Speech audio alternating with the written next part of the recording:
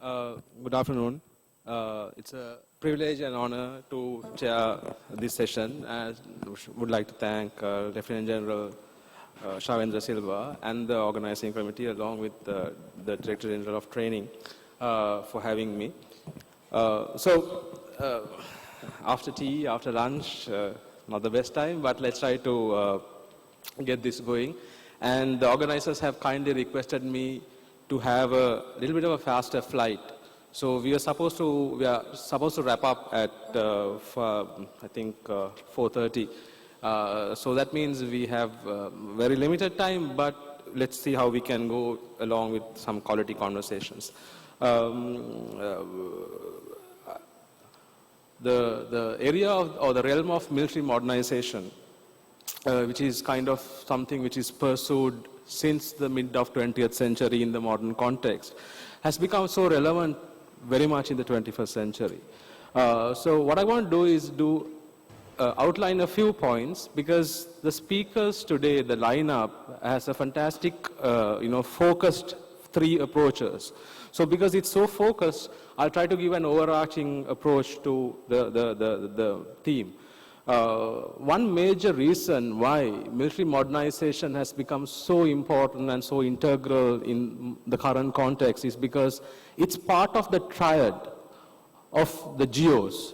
There is the geopolitics, there is the geoeconomics, and then there is the geotechnologies. So this is an iron triangle which is driving the strategic vision of great powers as well as all aspiring great powers, as well as small powers such as Sri Lanka. Thus, military modernization is an integral aspect of strategic posture and strategic edge. So there is a conviction among states, you need to achieve a certain degree, if not the maximum degree of military modernization. That's number one. Number two, the second reason is that we are more and more entering what we call the information-driven age.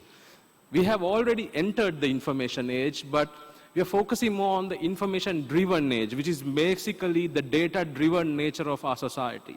More and more data drives things with IoTs, with devices that are more and more attached to the net. So which means there is so much of potential for development of technologies of artificial intelligence, machine learning, and through that, automation. And automation is pretty much pursued by every military at the moment. So that's number two. Number three is the fact that there is a deep push for mind and machine interface. There's a belief that the best formula for military advancement is if you can derive a formula that can blend the mind, that's the human being, with the machine. I think we have reached the limit of machine level advancement. So what we are looking in the future is how the machine can be blended with the mind. That's number three. So the last point I want to make before I request the speakers to come up is something which is more realistic, something more pragmatic, something which affects countries like Sri Lanka, the small powers. Who are the real winners and who are the real losers of military modernization? I think there was a question earlier at an earlier panel also. What is the cost of modernization? Can countries cope with it? So there is an intense modernization. There is an intense drive of modernization that is on the backdrop of all corporate competition as well as research competition. And you can see it in the globe with the AI competition.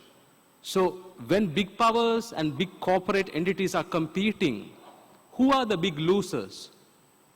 Can Sri Lanka afford, right? Are we going to go back rather than forward?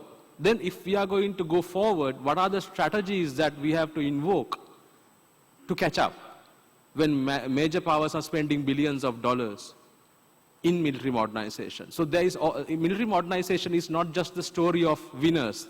It definitely will have losers. And what can we do to mitigate that? If not, it's going to be a very unequal world in the future. So with those thoughts, let me now invite the three panelists to join me at the table.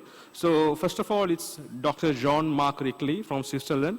He's the head of the Global Risk and Resilience chapter of the Geneva Center for Security Policy. Secondly, we have Colonel Chernyshov from Russia, who's the chief of the group of the division of the chief of electronic warfare of the Russian armed forces. And thirdly, we have Dr. Rajeshwari Pillai Rajagopalan from Observer Research Foundation, who is the distinguished fellow and head of the Nuclear and Space Policy Initiative at ORF.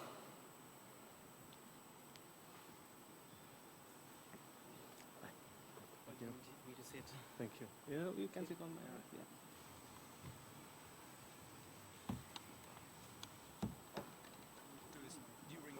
Hello? I will sit nearby for translation. That's fine. That's fine.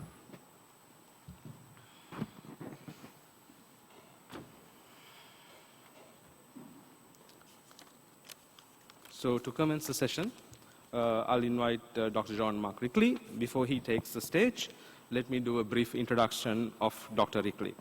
Dr. Rickley is the head of the Global Risk and Resilience at the Geneva Center for Security Policy, GCSP, Switzerland. He's also a research fellow at King's College, London, and a non-resident fellow in modern warfare and security at Trends Research Advisory in Abu Dhabi. He's a senior advisor for the Artificial Intelligence Initiative and the Future Society at Harvard Kennedy School, and an expert on autonomous weapons systems for the United Nations in the framework of the governmental group of experts on lethal autonomous weapons systems laws. He's also a member of the IEEE Global Initiative on Ethics of Autonomous and Intelligence Systems, and the co-chair of the NATO Partnership for Peace Consortium on the Emerging Security Challenges Working Group. Prior to these appointments, Dr. Rickley was an assistant professor at the Department of Defense Studies of King's College, London, and the Joint Command and Staff College in Doha. He was also an assistant professor at the Institute of International and Civil Security and Khalifa University in Abu Dhabi. Dr. Rickley received his PhD and MPhil in International Relations from Oxford University, UK, where he was also a Barrow Scholar at Lincoln College. And he does have a long list of publications. So without further ado, please.